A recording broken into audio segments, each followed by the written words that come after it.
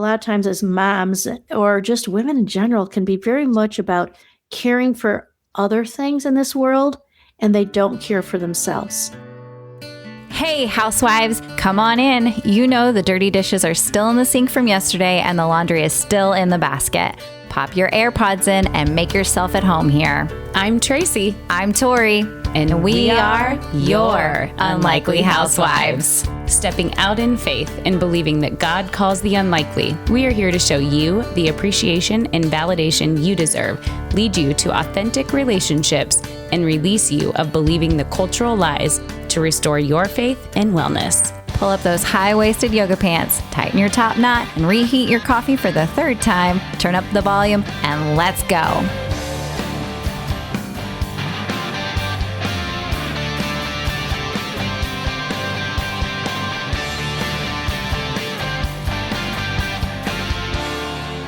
Hey, housewives. Hey, welcome back. Welcome back. We are so excited. We've got a different setup here today because I don't know where you are and when you're listening to this episode, but man, this flu, this crap, the upper respiratory, all the crud is just going around. Man, and it has hit you can hear it in my voice. And then poor Tracy's family has just been dropping like flies. And so except for me. Yes, except for Tracy. Well, and it's because you guys know she does all of the health things. And so just get our family to follow suit. One of these days, they'll listen. One day. One day. So anyways, all of that to say, this could not come at a better time. We actually have a wonderful guest on today that is going to be fabulous for our listeners. But speaking of, it's health related. So I know you're shocked, but I'm going to allow Tracy to introduce our guest. Yes. Okay. So today we have Michelle Spottifora. How'd I do? Pretty good. Pretty good. All right. Is a founder of Faithful Workouts, a global movement that blends faith, fitness, and food to help people strengthen their bodies while deepening the relationship with God. For over a decade, Michelle has inspired thousands through her Christian-based workouts, motivational speaking, and faith-centered wellness programs, empowering women to live with energy, joy, and purpose. Her approach goes beyond traditional fitness. It's about transforming hearts and habits through biblical truth, movement, and community. As a speaker and podcast guest, Michelle shares real, relatable stories about overcoming body image struggles, finding identity in Christ, and creating lasting health through spiritual discipline. Whether she's leading a retreat, hosting a devotional workout, or motivating others online, Michelle's message is clear. True wellness starts with faith. Welcome, Michelle. Well, thanks so much for having me. I like that description. You're kind of making me sound good there. Don't you want one like to start the day with somebody just reading your bio and just be like, I'm amazing. I do think that's what we all need. Can you imagine like, all right, I'm going to step out and be that person today. Yeah, yes. Exactly. Well, thank you so much for joining us today. Shout out to Podmatch because we are just so thankful to not only to be part of their network, but also just the resource that it is for podcasters and how it makes Tracy and I's job so much, I won't say easier. I will say we get to enjoy the part that we love most more. Mm-hmm. More fulfilling. More fulfilling because we get to spend the time we want talking to people and recording these episodes versus going behind the scenes and trying to send an email here. So if anybody has a podcast, definitely click on the link in our show notes. Check out Podmatch. Is an fantastic resource for people who have guests on their podcast. So, but without further ado, thanks so much for joining us, Michelle. Absolutely. Super glad to be here. I'm with you. Like that whole Podmatch thing. I was like, really? I feel like I'm on a dating website or something. I know. Is this like, should I be doing this? It's such a fun way to meet people. It is. And it's like all the information. I mean, it's the likes, the dislikes. And I mean, yes, like swipe left. This is amazing. So, well, you have got a fantastic topic for us today, and it's 4 things that women can do for their health over the age of 40. Now, I'm not going to be able to say this much longer, so I'm going to. Some of us are not over 40 yet. I only get to say that for a couple more months. but they're all still great things that we need to be focusing on. But I want to start with asking you, what made you decide, and fitness has always been part of your journey, all part of your life, but what made you decide to bring faith and Jesus into that hour workout? I didn't grow up with faith. I had a fantastic mom, but faith wasn't part of our life. And so when I started teaching fitness classes, like most people, it was just all about, exercise and eating. And I started teaching in 1984 in a club. And it was such the like pickup scene. I mean, anything you could picture about the 1980s workout world, that's what it was. So I had no faith and I was good with all of it. I'd be up on that stage, teaching to 100 people and strutting my stuff and, just that kind of life. And then we moved to Colorado. I was living in Chicago at the time, moved to Colorado, had 3 kids in 3 years. And I think if there's anything that will make you say, I don't know if I can do this, it could be that. My husband traveled, I had my own business, 3 kids, and they were all like full of it. They were not those little kind of quiet little kids like some get. And so I just feel like God just came to me and he was like, hey, I think you should go to church. Like that's how he came at me, like brought me in through church because my kids, I wanted them to have better morals than I have. I was good, of course, in my view at that time. Right. I'm good, but them, they need it. Mm-hmm. And so I went to church and literally I was like, this is true. This is real.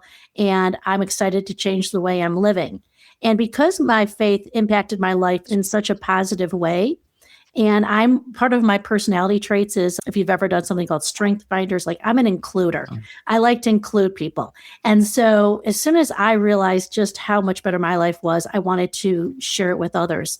And in some quiet time, I felt like God said to me, take me to your fitness platform. In where I live in Colorado, it's an extremely fit area and a very low church attendance. So I think, I was in class and started out a little timid. I have a quote from a guy named Luke, who was a doctor a long time ago. And, I love that.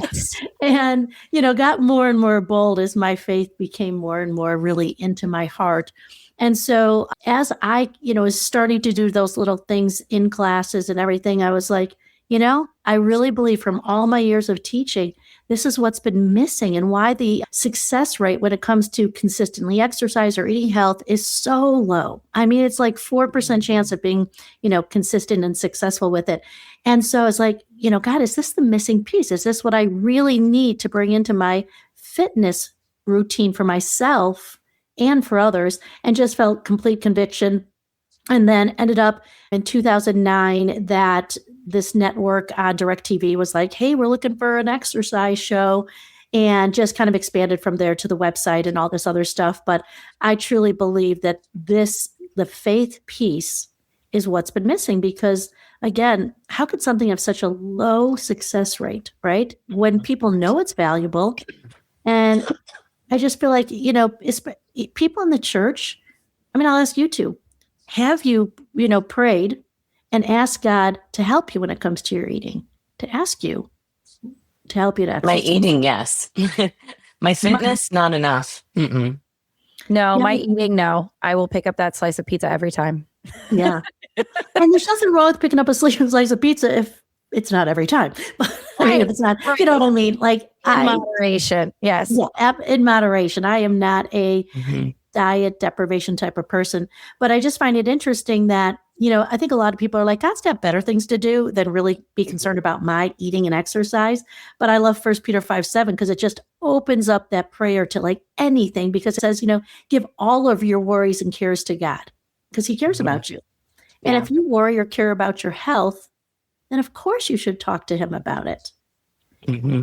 And there's just real quick, this little ABCs that I kind of feel like God opened my eyes to years ago. And it's just like, hey, the ABCs fitness, A, ask God for help. It's all throughout scripture. You have not because you ask not. You want wisdom, ask. And so ask for help. B, though, you have to believe that he can really help you. Often we can throw up a prayer and ask him for something, but we don't really believe he can do it. We might say it as a prayer only because someone may ask us, did you pray about it? You can say yes. But do you really believe what scripture says, that all things are possible with Christ, that you're a new creation, that nothing's impossible. So believe, A, ask, B, believe, and C, it's so important that we check our motives. God cares about motives. He really does. It's again scripture that he cares about our motives. Are you trying to lose weight so people will love you? You'll look more the part that you could, it's all about you? Or is it that your heart is more like, God, it's your body. I want to treat it well. Can you help me with that? Because I just know that if I had more strength and energy, I'd probably get out there and do a little bit more of your loving on people. And so it's that mindset. And now it's 100% okay to want a body that looks strong and healthy, but it shouldn't be about impressing people or even to make you feel that you're more lovable. So ask, believe, and check your motives are just certain things that I just think it works for fitness, but it works for so many areas of our life. I think that's so good. And I would say, I think it depends. My honest conviction in that, for me, it's depended on when I have gone to God about my health, which I have for the last many years because I've been on this journey and I felt very alone because I didn't know that I was going through menopause early. And so I was trying to figure out all these things that was my problem. And so I did walk through a lot of things with him in that. And I found out I had Hashimoto's years ago. And so then I went gluten-free and, I was so overwhelmed. So I have absolutely brought that to him. But I don't think I've necessarily brought the fitness piece to him, which is interesting that you're talking about that because I feel like it's that energy piece. Am I giving my body what I need in order to get to the fitness piece, right? I just can't, some days I just can't do it. I want to so bad. And I love working out. I've never regretted going on a walk or working out. It's just that getting there. So for people like me, what encouragement do you have in that? I would say for most people, they know it's good for them, right? So I don't think there's anyone listening who's going to say, movement is not good for me. I think that all the studies are wrong. That's kind of like a given, that we know we should move. And often what I find is the hardest part is for someone to just get started that day. What can I do? And so we can put these expectations out there. In order for it to be considered a workout, I have to maybe drive to a gym and I have to work out for an hour. And, it's such a huge commitment. But what I recommend is hey, put on a song. What's your favorite song? Put it on and start moving to it. That's one of the things I love about our videos is we have a lot of fun Christian music.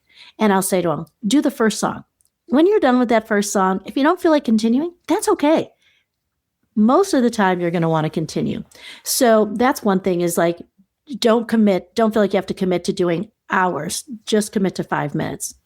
And then another thing is it's routine. It's when I know I will work out and I know exactly when I'm going to work out. It's in my schedule. If I don't feel like it, it doesn't matter. I'm going to go work out. It's just a routine. The more you do something, the easier it is to continue to do it. So you might have to really push through for a while, get yourself in that routine. And as people are starting, I'd rather have them do 5 minutes, 5 days a week, than one day, an hour. The more it's just part of that routine, that's what we're looking for. That will help you to set yourself up for success when you know that, for me personally, I get up, I have coffee, I'm going to read my Bible, I'm going to then go, get my emails done, a couple things, and then I'm going to be in the workout room at 9 a.m. my time. That's just what I do. I mean, it's easier for me. I teach, so you but I mean, when I'm on vacation, it's the same thing. And then the other thing I would just do is when you're struggling to do it, just to say, okay, how will I feel if I don't do it? How will I feel if I do it? And then just make that be that motivator to say, I'm going to do the right thing because I know later today that is going to feel so much better than not doing this. I don't know. Yeah. That's, we're all different. What motivates us. I've had people tell me they sleep in their workout clothes. They put I used to do that. Yeah. Well, I mean, my pajamas are not that much different than my workout clothes. Sure, in my own sleeping in leggings and a t-shirt. So, but then, another person was like, I put my workout shoes on top of my Bible, or I put my exercise bands next to my coffee cup. It's getting that so you see it and you're it's just those reminders, setting an alarm in your phone, not just it's in your calendar. I set straight up alarms to go off. Okay, get yourself down there. It's time. And I Yeah, think timer I works. love my alarms and my Yeah. reminders, don't I, Tori? Yes, she does. Mm-hmm. So I'm we the have to same remind way. her. Like, do you ever set an alarm though? And then you're like, what was that alarm for? What am I All the supposed time. to do? Yeah. And I'm the queen of, and I had another one of our guests on our podcast tell us like to stop setting reminders on your phone that then you just adjust to later in the day because you're just reminding yourself you failed at that too. And you failed at that too. It's like, cause I kind of do Yeah. that. Yeah, I Yeah. get that. Um, All right. So give us what these 4 like just like the basic 4 things that women 40 and older or late 30s can do or to just 60s. or 60s that can just start the process of like, okay, like I know that this is something I need to do. I know I need to have, I one thing at a time. So what are just the simple things that you would say for women to focus on?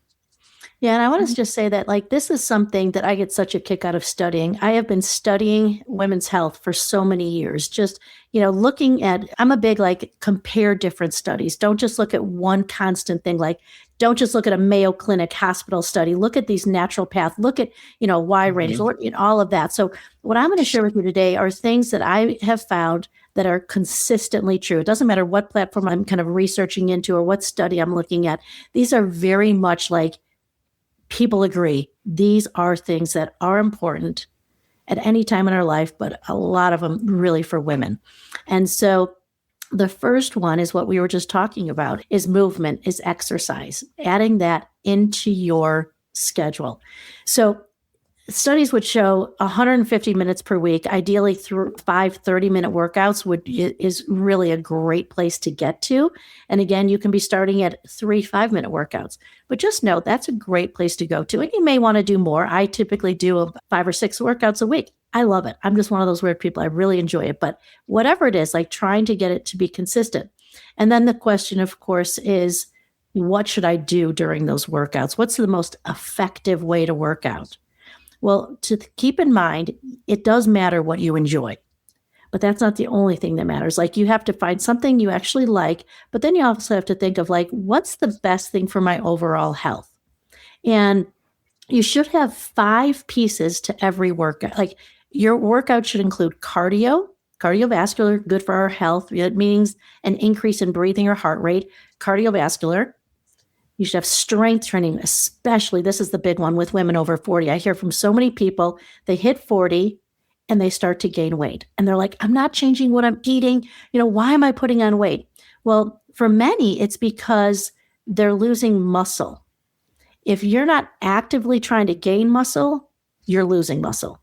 And so when we have less muscle, our metabolism drops, meaning we go through calories or energy at a slower rate 24/7. So we need to have muscle, which will increase or keep our metabolism up so that we are still kind of efficient at burning through calories and all of that. So that's a huge piece. And people will be like, yeah, but I don't want big, bulky muscles. Believe me, you're not going to get them unless you are doing some major work to get them and probably taking some extra supplements in there. So don't worry about that. So cardio, strength. Another thing I just put into a separate category because it's so important is core. It's one of those things that people don't really like to do. But if you think of it, what is like my arms, everything's coming off of my core. And 80% of people will struggle with back pain during their life. And most back surgeries would be completely preventable if we did proper core training. So it's something that I do regularly. I have my family history. My mom had 5 back surgeries. My sisters have back issues. And I, at 22, couldn't even lay in a bed because my back would hurt. I'd have to elevate my feet super high. 63 years old, I have no back pain at all.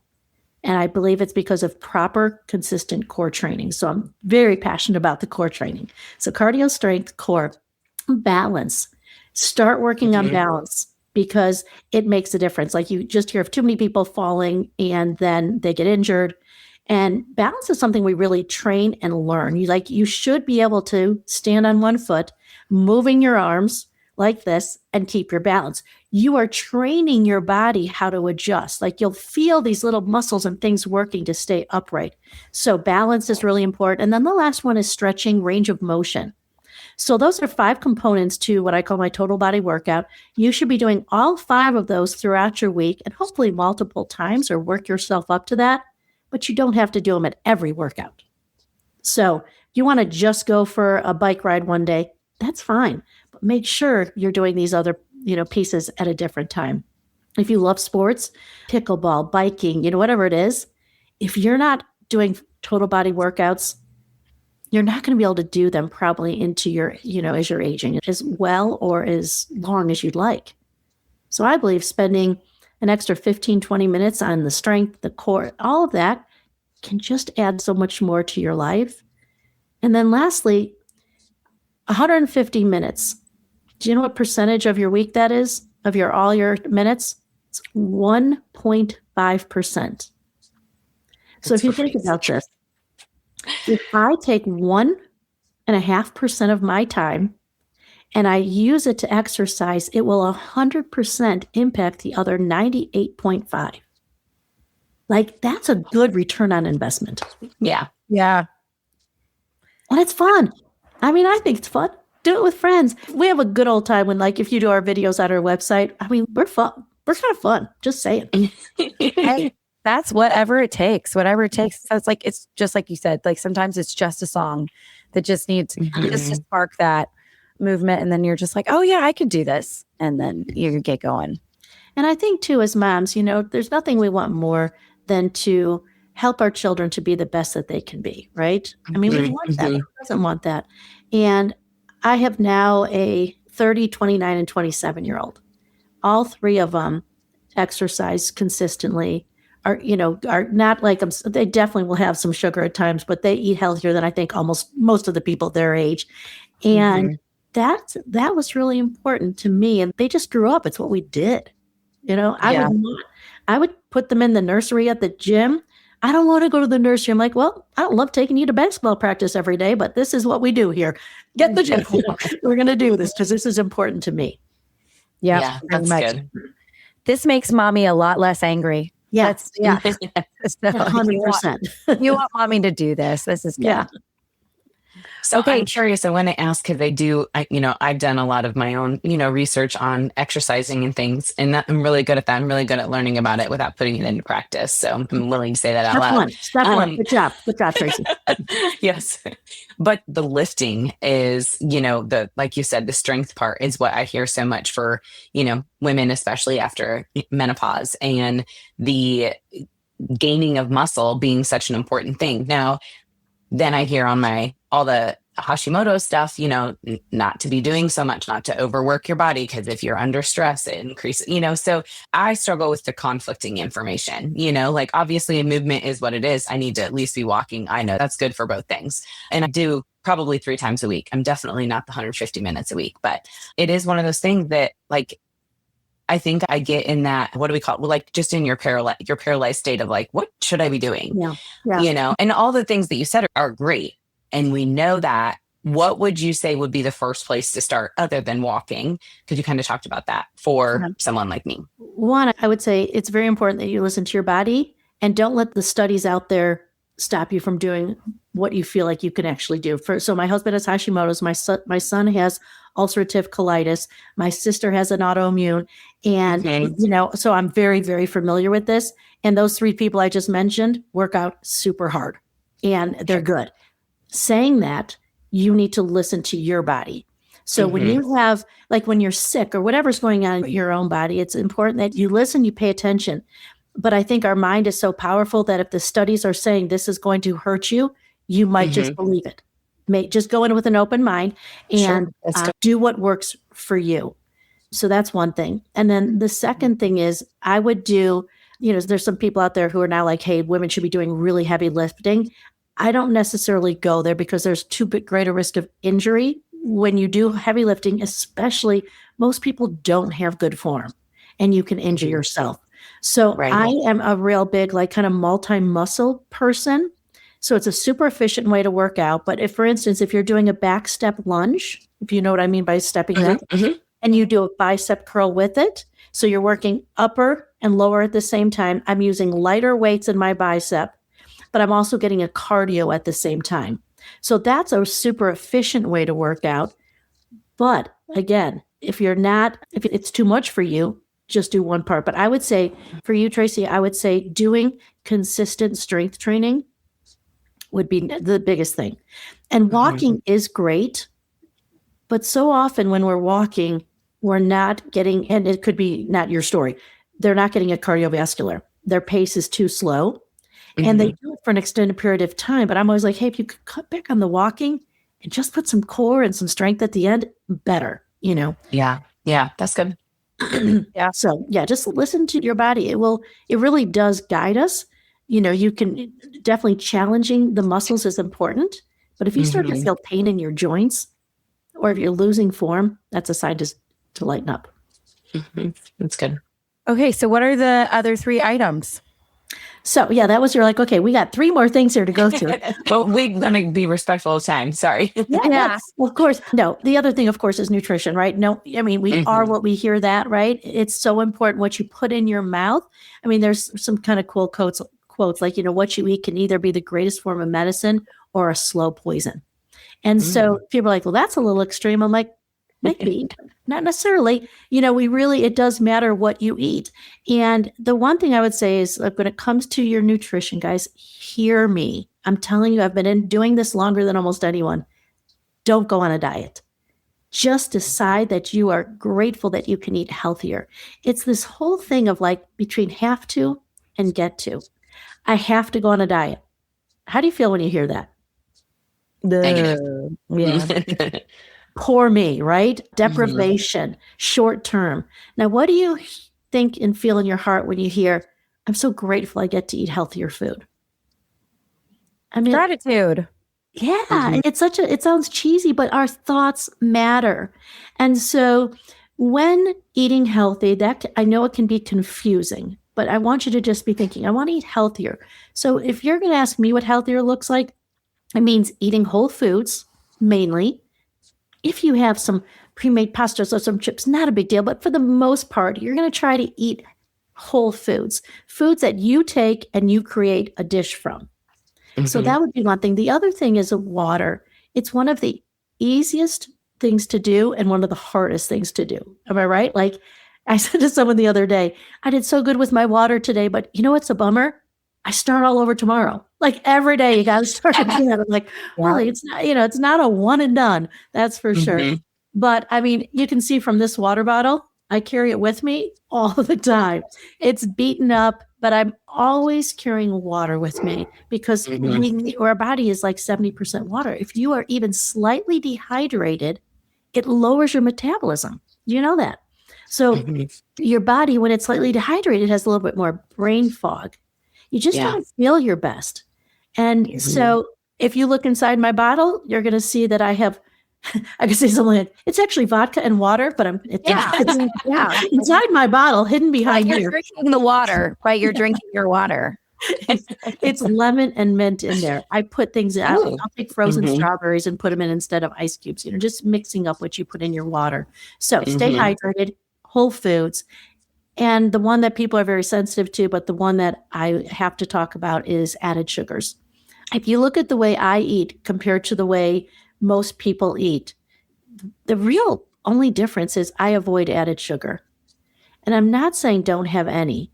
You can, again, studies show up to 24 grams of added sugar. So added sugar is separated on our food labels. Now added sugar is honey, agave, all of that as well. So you want to keep that under 24 grams. 4 grams equals 1 teaspoon. So that's 6 teaspoons of sugar, added sugar. That's a fair amount. You start looking at some of the foods that are in your refrigerator, in your pantry, your ketchups, your barbecue sauces, salad dressings, they do have sugar. So the more that you can, my first step here would be to pay attention to what's in the food you're eating and start paying attention to how much added sugar you're eating. I've had people say that, when they added it up, they realized they were at about 160 grams of sugar and had no idea. And a good friend of mine who's in a lot of our exercise videos used to be a sugar addict. 160 was her number. If you look at my friend 15 years ago, when she was a sugar addict compared to what she looks like now, we call her Benjamin Button because she's anti-aging. She's getting younger looking. And she thought she had arthritis when she was in her 40s. Her joints hurt. None of that anymore. And her biggest change was taking out sugar, drinking water, and eating whole foods. She's like a new person.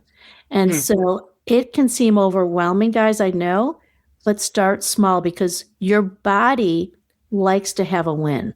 So if your sugar is at 160, a win for you could be 145.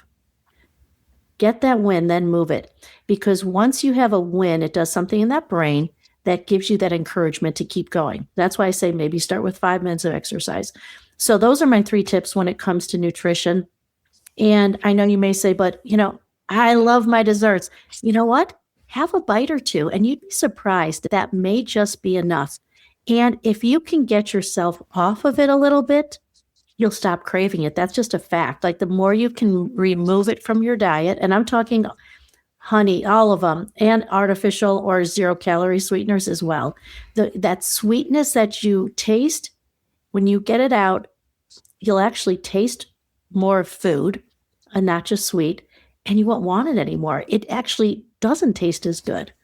So that would be my nutrition part of it. Any questions on that, guys, or anything you think I need to clarify more?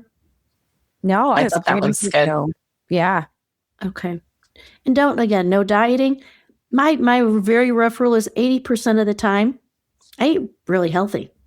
20% of the time, I'll take that pizza and a beer. I'll eat some burgers and fries. It's just not my norm. Yeah. No. Yep. And those are small changes that people can take and just go, okay, today I'm going to focus on this. And now I'm going to add on this. So that's something that's very easy to do in the midst of everything else. Also on our website, and we have meal plans, and I know what it's like to be busy. And so we have a super simple, like, yeah, you'll eat the same breakfast 2 days, of the week or what. I try to make it simple, and where you're cooking once and using that food that you've cooked to make multiple meals. Because a lot of times people are just, I don't have the time is what they say. So I try to simplify that and make it that you can really eat healthy in a short amount of time if you have a little bit of, planning involved. Yeah. Okay. So we've got movement, we've got nutrition. And what are the other 2? Or are they part of the nutrition, the water and the... Nope. I would say there's a third one here. And it's just the importance of rest and self-care. A lot of times as moms or just women in general can be very much about caring for other things in this world, and they don't care for themselves. And it's almost like you have to give yourself permission. Like, I believe that if I take care of myself, I will be better at loving my children. I'll be better at work. I'll be better at all of these. And so realizing that it's okay to sit and, to read a book, or it's okay to just do something for yourself. I think as moms, we can do a disservice to our kids to make them think it's all about them. Like they need to hear, right? It's so important that they hear sometimes that I know you want to do that, but right now this is important to me. And this isn't only about you. It's a give and take world. Like I said, I would take my kids to the nursery and I do things I don't want to do for you. This is how it works here, Right. Or, you can come, you can work out with me if you want, or, but to help them to realize that you value yourself. Because how many women, in fact, last night we did a live session on loving yourself. We're doing a 10-day challenge right now. That's not it doesn't mean it's prideful. It can be, but it doesn't necessarily mean. It means I value me. I'm going to invest in me. I know that I'm important to me. It's like just being able to say that, and then to, make that time to sleep peacefully, to try to get yourself into bed and get enough sleep. So I would just say that's really important, to give yourself permission to take care of yourself. And what that looks like is a really important mind shift that many of us need to go through. That's yes, so good. Definitely. Yeah. Okay, let's wrap it up. What's number 4? Number 4, of course, and this is saving the best for last, okay? And is just, I really mean it. It's your time with God. It's your relationship with God. And some people, like, they've grown up always having some kind of faith. As I mentioned, that wasn't my story. I went 40 years without faith. And then now I get to walk with Jesus and talk to him all day long. And it's so important into every area of your life, the way you parent, the way, treat your spouse, the way you show up in different situations. Honestly, I know that I am fully loved by God. I don't need, Tori, your love or Tracy, your love. I'm never going to be a jerk to you, but if you don't think fondly of me, that's okay. I'll ask God if there's something I did there that I need to talk about, but I'm not going into my life looking for love. I am going from a place from love, and it just can impact all that I do. It really does change everything to know that love. And I love in John 15, I think it's so cool what Jesus does, because he has created us to long for joy. We actually have a joy center in our brain. It's like at the very root of everything we do, I would challenge you to think about this. Everything we do, our ultimate goal is more joy. Whether it's taking care of our body, going on a vacation, we long for joy. And so Jesus in John 15, he says something. It's the only time I think in the Bible that it's reiterated 9 times. He says over and over, and depending on the version of your Bible, but for the most part, he says over and over, remain in my love. And he says it over, and then he says, I have told you these things. So it's super clear what these things are, because he said it so many times. I have told you to remain in my love, okay, these things, so that my joy will be in you and your joy will overflow. I mean, because again, we want joy. And if we want it, it's so clear. Remain in his love. Now, is it super clear on what that looks like in our daily life? No, that can be a little tricky, right? But to just throughout the day, to even just be like, thank you for loving me. Thank you for my legs today. Thank you for, taking, thank you for going to the cross. Just to be in that constant is going to bring you more joy than anything else. And so it's that posture of gratitude. Yeah. And I know you guys are like, yeah, it's a Christian thing. That's what you're supposed to say. Now, I'm saying it from a very practical, I've experienced it. I've done it this way. I've done it this way. This is what we want, to remain in his love. It will help with comparison, people pleasing, negative self-talk, relationship. I mean, you name it, it's going to be impacted by it. So those are my 4. Sticking with it. Awesome. And they're so good. Before we have to wrap up, I do want to ask, because we kind of talked about this before, you said you'd touch on it. If you could quickly here before we have to go, what we can do to prevent Alzheimer's. It was something that we had talked about before. Yes. Okay. Back in exercise. Okay. I actually taught a work on a Bible study in assisted living, and I would see their mental declines and different things. And, just being very aware of a lot of the talk about health is about brain health, right? And so here is, from all my research, the number one thing you can do to prevent Alzheimer's. It's having an elevated heart rate for at least 25 minutes while doing cross-body motion that makes you think. So if I'm going to be pushing out with my, this way, I'm going to tap out the other way with my leg. It's this crossing, knee, like you can see my knee, crossing, right knee, left arm kind of thing, and crossing that center plane. It requires your brain to work in a different way. And then things that make you think. So we have something called pizzazz, which is similar to jazzercise, Zumba, whatever.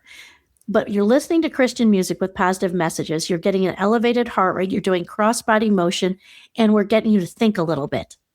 That is that's what they say, the number one thing. And you may be like, I don't dance. Neither do I. And I felt God was telling me to make the video. So you'll look at me and be like, she can dance? I guess I can do it. She's teaching it. And for those listening, she is white. I just want to, but as also a white girl that has no rhythm and cannot dance, I will just say that you can. So I get you. Give it a shot, ladies. Give it a shot. That's what I'm saying. It's so funny because I have a daughter when she's 29, and she's got the rhythm that I don't have. She took it from the whole, the girl can dance like you can't imagine. And she looks at me, she's like, but that's so fun to watch. are you seriously doing this, Mom? I'm like, yeah, I look like a giraffe, a baby giraffe trying to walk for the first time. That is that is how I dance. And I mean, my husband just looks at me and he's like, what are you doing? yeah. I can hit a beat because I played an instrument for many years, so I can hit a beat. Mm-hmm. I just don't necessarily look great while I'm hitting the beat. So I can keep you guys moving at the right pace to the music. My hips don't go certain directions. That's fair. Totally fair. Hips don't lie. Yeah. Well, this has been so helpful, Michelle. Thank you so much for just breaking this down and making it into simple steps and just like little bite-sized things that we can just say, okay, this week I'm going to do this, or I'm just going to, okay, let me just start by reading my labels and seeing how much added sugar I'm consuming and what that looks like, and not overwhelming and not over, shaming and going, well, if you're not doing this and this, you're going to be just yeah. out of luck. So it's a it's a lifelong journey, I plan on exercising, eating this way, and staying close to Jesus until the day he takes me home. Because I really believe that will help all of those days just be a little bit better. I mean, struggles will come, as we know. I've just gone through a huge struggle season, but struggles will come, but it's always better with him. Amen. Okay. What's your website and how can people find you? Sure. It's faithfulworkouts.com. It's all free. So you can go there, you create a free account, and you have access. I mean, we have like 600 workout videos now, but we have a filter system that helps people find exactly what they want. We have all these meal plans, recipes, Bible reading plan. Like right now, we're in the middle of it, depending on when you're listening. But for me right now, we just kicked off a 10-day Love Yourself Healthy challenge. We do, all different types. We're doing a 21-day habit making challenge coming up. So lots of little fun ways to keep you engaged and excited to continue to, just move towards better health. That's awesome. And it's free. So thank you for that. Yeah. But thank God that was his idea, not mine. And we'll have all of this in our show notes, so you guys can absolutely follow her. And we'll put you're on Instagram. Yes. What's your Instagram handle? Faithful Workouts, and then Facebook same, and YouTube. Awesome. Awesome. We will have all those things available for you guys in the show notes. So definitely check that out. And again, thank you so much for being faithful in this, Michelle. Like, if it doesn't, to the world, it doesn't make sense to have all these resources free. And yet God just told you like, no, this is what I want you to do for my kingdom. And there you are doing it and being faithful. So thank you for stepping out in that. We also have retreats. That's one last thing. That's probably the biggest, like where I've seen the most life change in people. It's just been amazing. We have all different retreats that are so, so good. It's hard for me to say because it's like me, but I just feel like it's God pouring into me so I can do it. So I'm complimenting him, not me. Absolutely. Well, and I'm just going to nudge this. I'm just saying that's another retreat nudge. Tracy was talking about. I know. We've been talking about him. So I just, just throwing that out there. So anyway, all right. Well, until next time, housewives. Bye. Whether we made you laugh or cry today, we pray you feel appreciated, bolder and braver than yesterday, stronger and more faithful for tomorrow, and living in who you were made to be today. Join our online community on Facebook, link in the show notes, and be sure to review and subscribe on Apple Podcasts or wherever you enjoy listening. Until next time, housewives, we give you permission to walk confidently, free, and to be intentional in your slippers or stilettos.